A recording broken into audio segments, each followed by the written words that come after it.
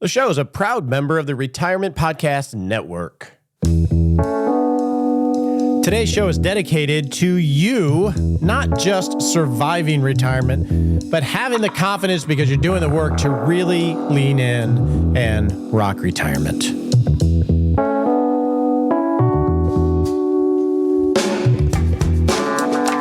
Hey, Roger Whitney here. By day, I am a practicing retirement planner with over 30 years experience walking life with clients and actually doing this stuff. And over the last 10 years on this show, you and I have been noodling on how do we improve our retirement planning process so we can have confidence and get on with really rocking life. Today on the show, we're going to try to answer the question, how much money do I really need in retirement? From Janice. That's the title question. As part of that, we're going to build some fundamental understanding, which is what is a feasible plan of record, which is going to be incorporated in answering Janice's question. In addition to that, we're going to answer some of your other questions regarding retirement planning and talk about the books that I finished in March. If you enjoy the show, you're going to love our 6-Shot Saturday email, where we give a summary of the show. You can listen to the show right from the email, as well as links to some of the resources that we might mention so you can be proactive in your journey towards rocking retirement. With that, let's get on to answering the question, how much money do you really need? Hi, I have a question on how much money you really need in retirement. I mean, what is the benchmark amount? What do you need to take into consideration? I can't find it on the website, so I'm trying to ask you. I'm about 5 years out. I'm a few years older than my husband, and we're trying to figure out what makes sense. Do you save for retirement now? Do you enjoy your life? Because you never know what's going to happen tomorrow. Do you try to do tax deferred so you don't pay? We live in a high tax state and we're getting taxed. Do we sell our house and get something smaller for the next 5 to 7 years before we probably move out of state? I mean, it's like, I don't know what makes sense. What is the right amount? And then when I see what it really takes to get to that dollar amount, it's a little scary. I don't know how much information you need, but hopefully that'll give you something to help me with. Appreciate that. Thanks. Bye. Janice, that is a wonderfully articulated question because there are so many considerations that it gets overwhelming. Where do I start? What do I do? And you brought up so many different topics that are important, but they're all over the place. It can get really overwhelming. So what is the benchmark for knowing how much you need? Well, we'll start with the normal heuristic that we hear when it comes to retirement planning, which is the 4% rule, meaning that you can sustain withdrawing roughly 4% inflation adjusted from your assets with not too much of a fear of running out of money. So if we do that math reverse, let's assume you needed $100,000 in spending per year. Well, that would be $2.5 million in financial assets or investments, which would equal 4% of $100,000 a year, would be inflation adjusted over time, would be the amount that you need. These heuristics are very good when you are very far away from retirement. It gives you a bogey to shoot for, and I think that's important, and that people have pointed that out to me. But as you get closer to retirement, and you're within 5 years, Janice, these heuristics become much less meaningful. So the short answer is, and you're not going to like me for this, is it's a complex problem and you're not going to know how much exactly you need. And in order to get to a place where you can have confidence that you can actually pull the trigger or where you should focus your efforts, it's much more important that you go through your own process so you can organize this and focus on the right things. Otherwise, it's just scatter shooting everywhere. So I'm going to walk through a process to get to a feasible plan of record, which is the initial target that you want to get to in your retirement planning. And the way we're going to do this, Janice, is not go from the outside in of these heuristics, but actually build it from the bottom up internally for you and your husband.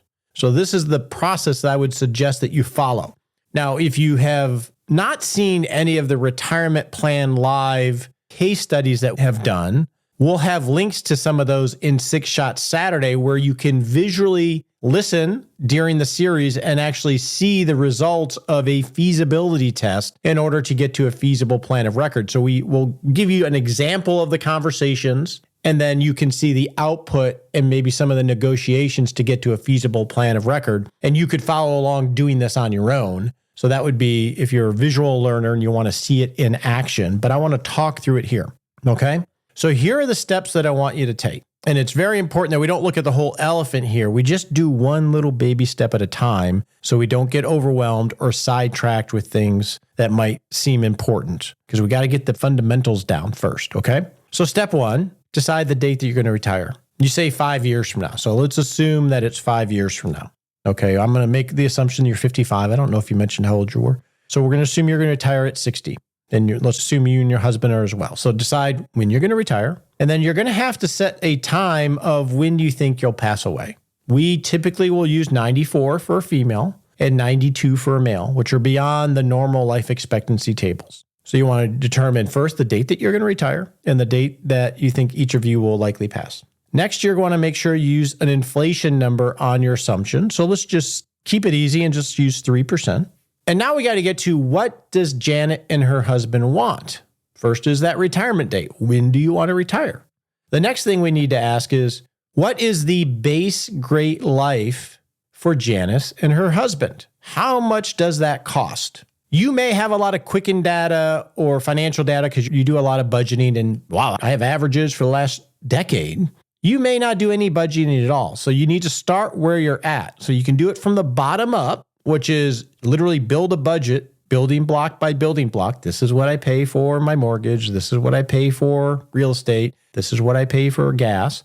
That's a bottom-up approach of getting to this number. Takes a little bit more work on the front end. A top-down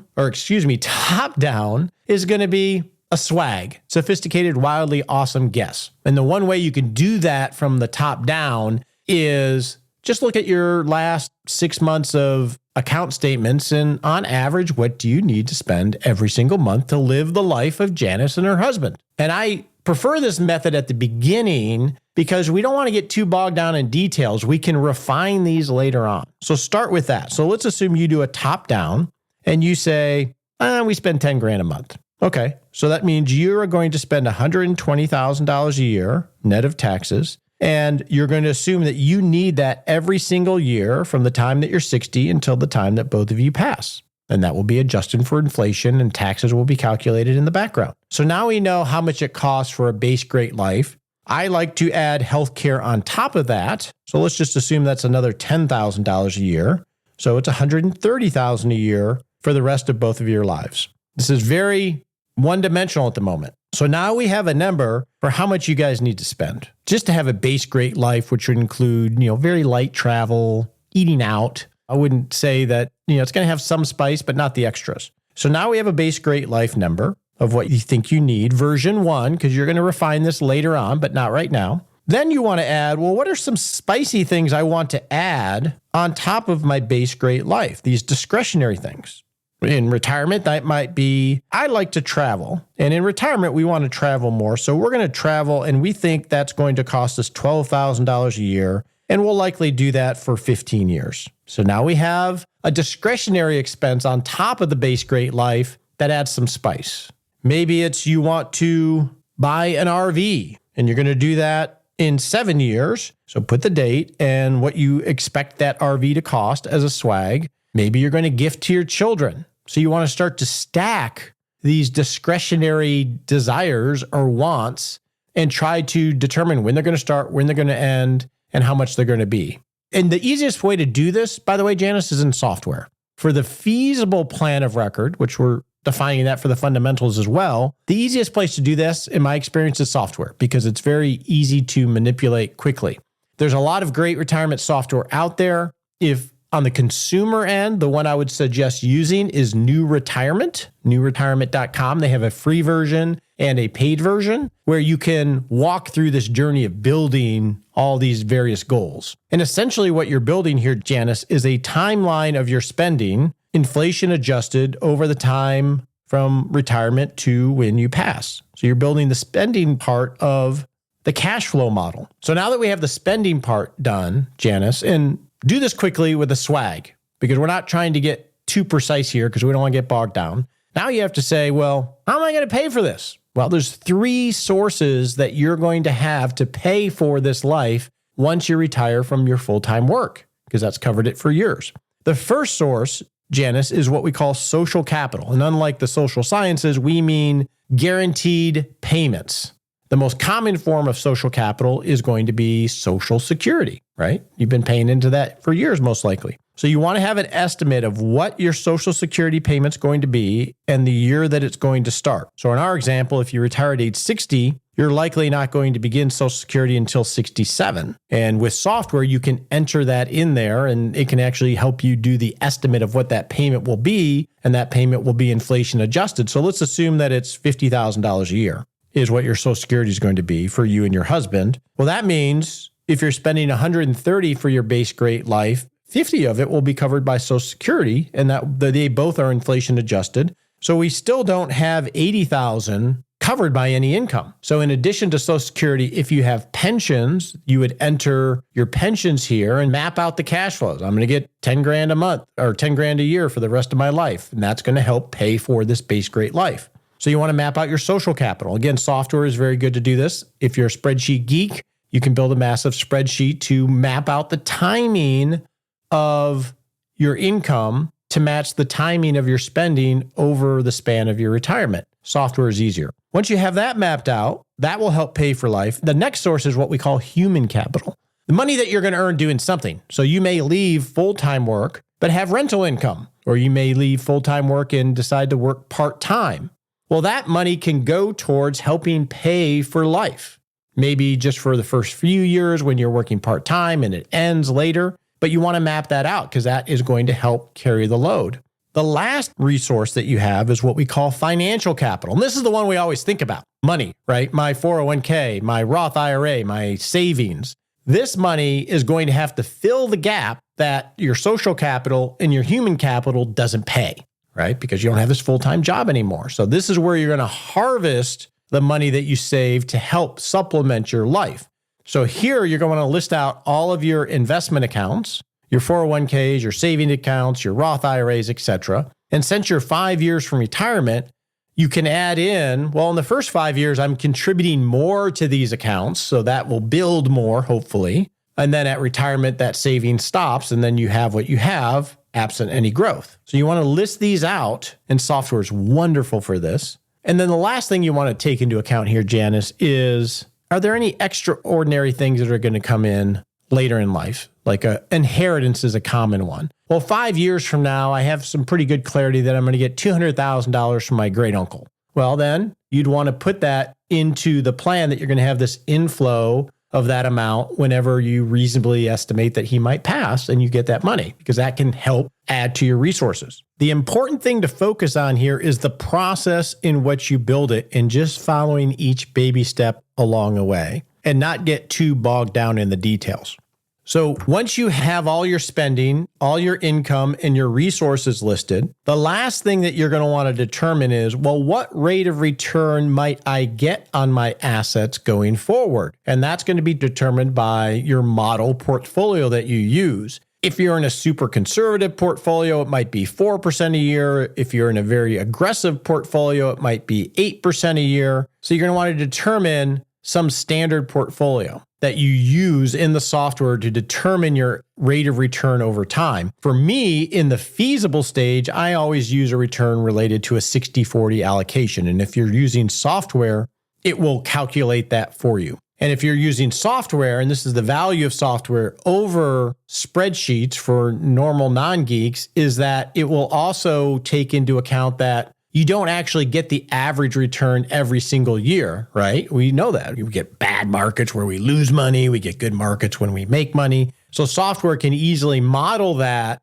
So when it's telling you whether your plan is feasible, it's giving you a percentage of how often out of good markets and bad markets were you able to sustain this over the scope of your life. So you want to choose a model portfolio if you're using software. I recommend something in between.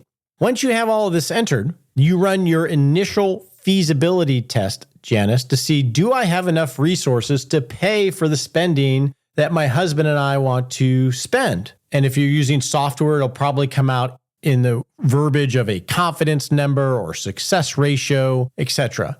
And usually that's anywhere from 0 to 100 is the scale. Usually 75 and over is considered successful or constrained but feasible. Anything under 75% as a confidence number is what we would call underfunded. And anything over 90% is going to be what we would call overfunded. So this would be the initial feasibility test. This is going to give you a sense, Janice, on the trajectory that you're on and whether it's feasible or not. That's the first step that we want to do. And if it's not feasible or really constrained to where you don't really feel confident about it, then you have the scaffolding to create a what-if scenario to explore different kinds of decisions. You mentioned a few of them. Well, should I save in tax-deferred accounts? Well, once you have your initial feasibility test, you can create a what-if scenario showing more savings in tax-deferred and see how that impacts the results. You mentioned you're in a high tax state.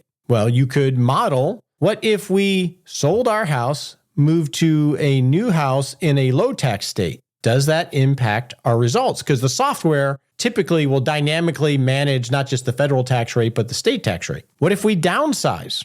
Well, you can model that. What if we downsize our house and move to a low tax state? How does that improve our results? So you can start to explore these alternate pathways to get to a plan that is feasible from a long-term perspective, so you can have more confidence that you're not on a fool's journey that has no chance of being sustainable. And this exercise of negotiating with yourself, Janice, also helps you answer the question of, should I save more now or should I just enjoy life more now?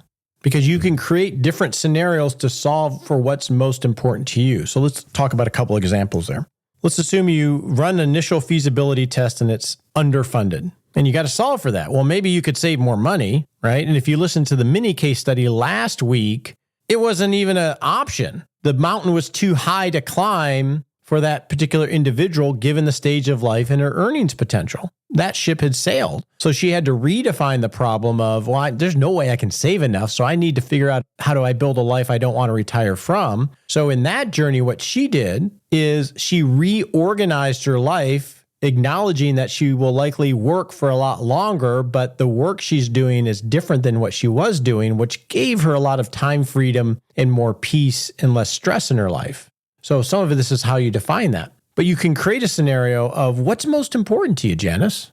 Is your deal breaker is I have to retire in 5 years. I'm not working a minute after that, my birthday on that year. Well, if that's your deal breaker, Janice, then the negotiation becomes, what things might I have to do differently in order to accomplish the thing that's most important to me? That may mean you have to save more. It may mean that you have less of the extras in retirement, or you work part-time in order to get out of full-time work in 5 years. Whereas another person might be, I love my work. I just want to be able to travel more. So for them, if they're a carbon copy of you, except for their preferences and life situation, they may be willing to work 3 more years and save more and maybe take more investment risk in order to get more confidence they can have a higher travel budget now and in retirement. But if you can't get to that point, Janice, until you go through the initial feasibility pillar to see what trajectory you're on in version 1, that gives you the scaffolding to start to negotiate with yourself. And I think software is the best way to do this phase. When we talk about resilience, because a feasible plan means that, yeah, this looks like a good trajectory given all of these assumptions, but it doesn't answer the question of, well, what happens if a big storm comes? It doesn't solve for that. That is something that's really important. That's a resilient plan of record, but that's after you get to a feasible plan that focuses on what you care about most. So my suggestion would be is to go through this in little baby steps, either in a spreadsheet or using new retirement software or some other software to get to that first version to know what kind of trajectory you're on. And one last thing I'll say here is perhaps you do this and you realize, wow, we're way overfunded. That may allow you to retire earlier or save less money now so you don't oversave and miss life right now because you thought you were behind the 8 ball. So once you build the scaffolding, this all gets a lot easier. But when you're thinking about it in a scattershot way. It's all these things are just floating out there and you don't know where to start and it's easy to get distracted. That's why process is so important in this, Janice. So hopefully that gave you at least a pathway to get to a feasible plan to start answering some of these questions. So now let's move on and answer some other questions related to rocking retirement. If you have a question for the show, you can go to askroger.me and enter an audio question like Janice did, or type in a question. You can actually just type in anything you want and say howdy to us. So you can go to askroger.me. So let's get to our first question related to the FIRE movement. This is actually a little bit of feedback. We did a series in February on FIRE, which is the Financially Independent Retire Early Movement. We had Kevin Sebestan from the club who was our guide. This came from Linda, who likes the FIRE movement. She said, I was so excited to hear about the FIRE movement series. However, I was disappointed as you really showed your bias against the FIRE movement. Even when something positive was mentioned, you found a way to say the negative. Come on, you sounded like an old man. These people are smart. They are capable, adaptable, curious, and don't go into early retirement with their eyes closed. In fact, I would argue they are more prepared than the majority of normal-aged adults. Well, thanks for the feedback, Linda. And I don't have a bias against the FIRE movement. I love the concept of financial independence. I think that's critical. And I think that's the big benefit from the movement. Now, the retire early part, misnomer, right? Retire early, you're right. Many people do find work to supplement their quote unquote retirement, whether they're normal retirees or retiring early. So I didn't mean to sound like a stick in the mud. I think it's a great movement because they're being intentional in planning and realizing the value of time and the value of creating a great life now. Whereas I think traditionally baby boomers, more my generation, didn't have that perspective. And we were taught to do the opposite, which is sacrifice, and you'll be okay later on. So I actually have a lot of respect for it. So hopefully you found some value out of it. Maybe I was playing the devil's advocate a little bit. I don't know. Our next question comes from John on how to change advisors. And John says, hello, Roger. The podcast has really changed my view on the advice we are getting from our advisor. We met with ours last night and we left feeling that he does not really go beyond portfolio management. They use the Money Guide Pro software. It showed 99% probability will be successful, but there seems no decumulation plan. We can't get him to consider a real bond, a MYGA ladder, or anything that so many planners seem to advocate. He seems to be very heuristic in his views and wants to just transfer more outside investments under their management. We are thinking we need to change advisors, but finding this hard to do. I'm planning to talk to a fee-only planner in our area. Your thoughts? Thank you for your weekly show. A lot of great information. Well, thanks for sharing your experience, John. I have a lot of thoughts on this recently. And again, this is just from my perspective. And I've had a lot of conversations before, and they generally go like this recently.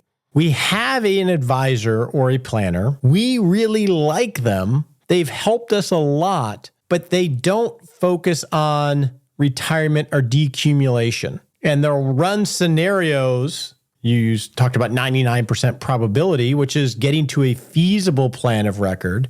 But then when we talk about decumulation, or how do we actually take the money? How do we actually manage taxes? It becomes much less clear. And their attitude seems to be, well, we'll figure it out year by year. That sounds like your experience, John. And I think the experience of many, because our industry has been trained for 30 years on accumulating assets. And gathering assets is the general business model of the AUM structure of more assets under management. But when it comes to retirement, we have the tools of Money Guide Pro, as you mentioned, or New Retirement or other great retirement calculators. And so we can do these probability analysis to give some confidence as to whether we're on a safe trajectory from a feasible standpoint. But I would say the vast majority don't go the next level of how do we actually make this resilient in building a pie cake, building a contingency fund and an income floor, and knowing exactly how we're going to pay for our life via an income floor or guaranteed income via annuities or whatever else.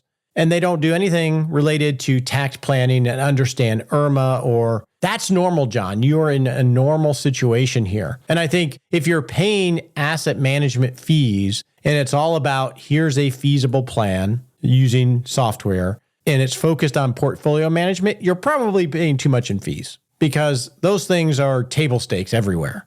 Portfolio management is not worth the money when it's about retirement planning, and software to determine a feasible plan is easily done without a planner. It's about the guidance in the decumulation and all of the details around how this actually works. Because if you have a feasible plan, but you have no confidence that it's resilient, so if something happens sideways in the world that you're going to be okay, you're not going to feel comfortable retiring. And it actually can be dangerous. If we go back to the Rosie example of our Retirement Plan Live series a year and a half ago, she had a feasible plan going into retirement using software similar to what you mentioned. A bear market happened and her plan became not feasible because the bear market hit and no work was done to make it resilient so it could absorb the impact of something bad happened. So if you're paying a normal asset management fee and you're focused on decumulation, you should search for another advisor. And then you say, but finding this is hard. And it is. Places to look. That is what our firm does. Agile Retirement Management. Andy Panko. You have Benjamin Brandt. You have Taylor Schulte. You have Tanya Nichols, people that we've highlighted on the show, all focus on retirement planning. Andy has a list of fee-only planners at Tenon Financial that you can go interview that are more hourly based if you're looking for that structure. I think actually it's easier for you to find more than ever before because you can go listen and get to know people before you even interact with them to see who actually looks at this as a craft. Because you're in a much more powerful position than you were in the past. But if you're interviewing local people, John, my suggestion would be is grab our worksheet on how to find an advisor, how to choose an advisor, and we'll put a link to this in Six Shot Saturday, which is essentially a list of interview questions, some homework to do before you go to the interview, and questions you should ask during the interview. Because what you'll want to do as you're interviewing these people, John, is get specifics on the process that they use and always ask the next question when they describe it to you to get to specifics. Because we all sort of sound the same on the surface. It's when you ask the next question and the next question, do you realize who has really thought this through, who thinks of this as a craft, and who is a little bit more shallow. So we'll have a link to that, so that maybe will help you with your search, John. Our next question is around how to get into the decumulation stage of mind. Good evening, Roger. I wanted to ask you a question about how to get oneself in the deaccumulation phase versus shifting from the accumulation stage. Thank you very much for what you do. Listen to you every week and been a long-time listener. Thank you. Wonderful question, Melissa. The answer is it's a journey. Most people that struggle with decumulation or spending their money and not growing their money generally are really good accumulators. If that's you, Melissa, you've been doing that for decades. Building the muscles of accumulation and the positive feedback loop associated with denying yourself and saving for the future, Melissa. And then they find themselves in retirement and they have ample resources, but they're so overbuilt in the positive feedback loop of accumulation that they can't get out of it. It's a journey is how you do it, Melissa. It's a journey, not a solution. And we just recently had Daniel Crosby on where we talked about how we mentally think about these things to get over frugality. We had Michael Easter on talking about how we're hardwired to feel in a scarcity loop. And actually the world manipulates us a little bit because of our natural wiring of always feeling like we have scarce resources. So one is, it's just how you are mentally. That's just how we're wired. Number two is, if you've been a really good accumulator, you really have well-developed muscles in accumulation and denying yourself. And just like a bodybuilder that all they do is chest and arms and back and everything else and ignore their legs, when they start to do leg exercises, it's really uncomfortable. It's painful. They would much rather go pop out some bench presses. For you, spending a little money on myself is a little hard. I would much rather see my accounts go up. It takes a process, and it being hard and uncomfortable is part of the journey, and reminding yourself of that. So that's the first thing I want to say, Melissa, is it's going to be hard, and that's okay. It doesn't mean it's not a worthwhile pursuit. How do you have confidence to be able to spend money? Well, I think having a feasible, resilient plan of record where you actually see how it's going to happen is critical because it will help give you that confidence so you don't feel like you're winging it or you're spending now and really hurting your older self. One way of doing that is in a resilient plan of record, and we'll get to this on another show, no doubt, is you're pre-funding the next 5 years of spending.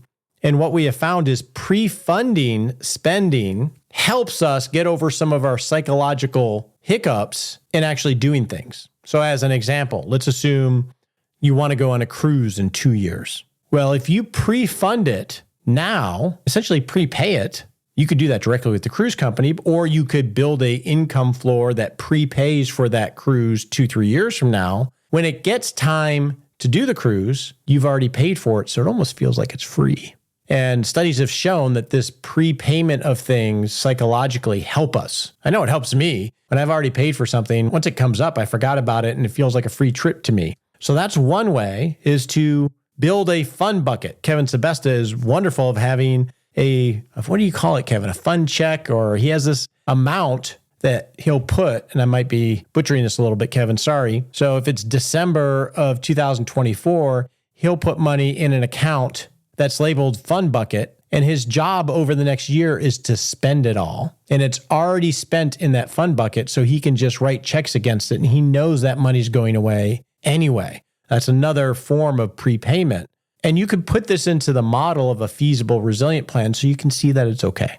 And then the last thing that's coming to mind as I think about this, Melissa, is start with the easy things. Start small, right? If you're the bodybuilder with big upper body, no legs, don't throw a lot of plates on there and try to spend on a round the world trip. Maybe you just hire somebody to clean your house. Something small. Maybe you buy a little bit higher priced bottle of wine. You don't have to go crazy on this because of the journey. And the point of the journey, and remember this, Melissa, because it's not about spending money. That's sticky to me. It's about using the resources you created to enhance your life in whatever's most meaningful for you, so you don't get to the end of life, have too much money, and start to have regret. So give yourself some grace. Just take some baby steps. So before we get to the books that I read in March, I want to share 2 pieces of feedback I got related to the Michael Kitces interview on the state of retirement planning. And I did not get any critical feedback due of the quality of the audio, though it made me cringe listening to it. So I just want to apologize about that. So I got 2 pieces of feedback, which I just thought were always helpful and instructive, but still sort of funny. The first one was from, I don't know who it's from. I didn't get the names here, but I enjoyed your podcast with Michael Kitces, but it seemed that you barely let him talk. In my opinion, when you have guests, perhaps they should do the majority of the talking with you, feeding them questions. I hope you take this constructively. Otherwise, I enjoy the show. I totally take it constructively. I thank you for that. Literally, like the same day, I got this bit of feedback. Whoa, always enjoy your podcast. And this guy is pretty good, but he can't stop talking. To the point, it is rude that he can't hear you trying to participate in the conversation. Painful and annoying to listen to. I found myself focusing more on his control than content. So I just thought it was funny because I got them both the same day. I'm like, they're totally opposite. And I generally, when I have guests on the show, I am interested in their perspective on things, but I'm also not wanting people to have talking points. And it's a balance of peeling away the wisdom and bringing it to light and challenging where they need to be challenged. And it's hard to do sometimes. So I just thought that was fun. Feedback is always appreciated and always taken constructively. So thank you so much. So before we get to our smart sprint, I wanted to share, since this is popular with many, the books that I read in March. March was an interesting month of reading. So I finished 3 books. Number 1 was Gulag Archipelago, which is about the gulags in Russia in the 20th century. It was a hard read. One, the style of the writing was very hard. The topic of the pain of the gulags and people's experiences in the gulags was very painful. I read an abridged version via audiobook, and even the abridged version was over 20 hours. It had some firsthand accounts and a lot of secondhand accounts of people that lived the life in these gulags and what they went through, and it was painful to read. in here. Not a lot of feedback on it, although it's just amazing, one, how cruel people can be, especially in crowds, and two, how resilient people can be and how much more agency they have when they're going through such trauma. It was pretty incredible. Second book I read was Taipan from James Cavell. I've been watching the Shogun series on Hulu, which I really am enjoying, so I got back into reading all the James Cavell books. I read them, I think, when I was in my 20s. Really good books, long, a little uncomfortable with some of the racial imitation of language, etc. on the audiobook, but I understand. The last book I read was called The Soul of an Octopus, and a lot of people have been reading this. I'm like, oh, maybe I should read that. And it was a beautifully written book about a person who started to volunteer and go to an aquarium and develop an understanding of the complexity of an octopus in terms of their capabilities and I guess their mental state. A lot of humanization of octopuses, a lot of detail. I didn't realize they were such complex creatures. Probably the biggest takeaway I had from this was just the fact that this person was interested in that and was able to go into an aquarium, I think this was up in the East, and begin to volunteer and hear about other people that were volunteering just because they really dig hanging out with, in this place, aquatic animals. And that made me think of you and I, and if we have an interest in something, we can go create relationships with people that are work at the aquarium or work at the zoo and maybe volunteer there and get behind the scenes and really start to understand it. I think there's a lot more opportunities for that in everyday life than we realize. So those are the books I read in March. I'll let you know what's going on in April. Now let's go set a smart sprint. On your marks, get set.